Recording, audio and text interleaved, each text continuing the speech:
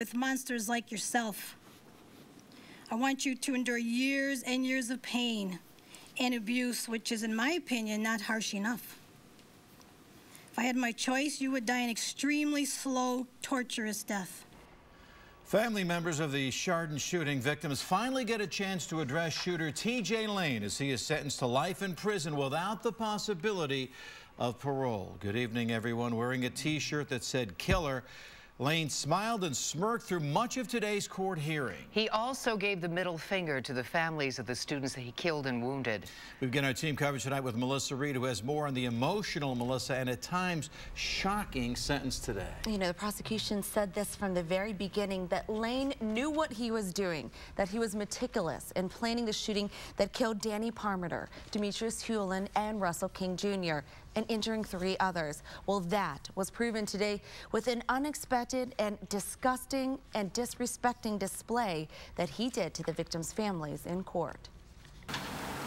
Tuesday morning, the Chardon High School shooting trial officially came to a close, as 18-year-old T.J. Lane was sentenced to 3 consecutive life sentences without parole.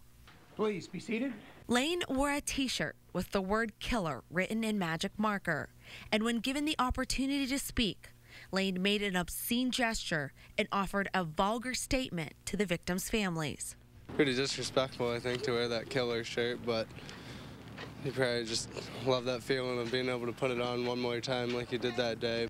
There was no remorse, as the families of the victims offered impact statements on how Lane has changed their lives.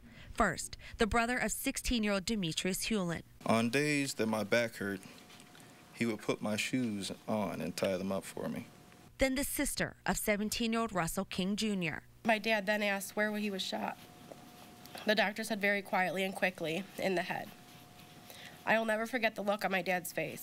And then the mother of 16-year-old Danny Parmenter. I hope you have a cold, rough, unkind, harsh prison life with monsters like yourself. And lastly, the mother of survivor Nick Walzak. You're really lucky there's so many police in this room right now. You could smile all you want. No remorse for the young lives that he took back on February 27th, 2012. He knew what he was doing. He planned this out, and what he did today is consistent with what we thought of him all along. And after listening to the families grieve, the judge then imposed a sentence. Lane will spend the rest of his life in prison. As the judge said in there today, and the evidence makes clear, as you all heard, TJ did act on his own. And now, knowing that Lane will be in prison forever, the victims' families can officially begin to heal. However, it is also closure for this community, whose heart has been broken this past year. Long after all of these news trucks have left, our community is still going to be dealing with a great loss. And while the judge stated that no one but Lane knows why he did this, tearing the heart from these families and shattering the security of the school. But now, Lane will have 3 lifetimes plus 37 years to think about what he's done. Today's not his day, it's our day, because he's going to be spending the next 3 deaths in prison. Now, Lane's defense attorney says T.J. Lane will appeal his sentence. However, Lane will have a court-appointed attorney for that appeal process. 3 life sentences, 37 years in prison.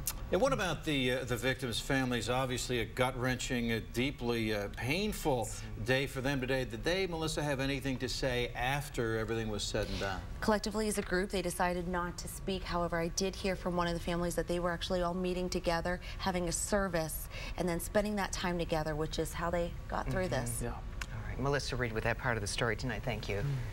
T.J. Lane's younger sister spoke on behalf of her family following the sentencing. Lori Taylor was there as she offered her sympathies to those touched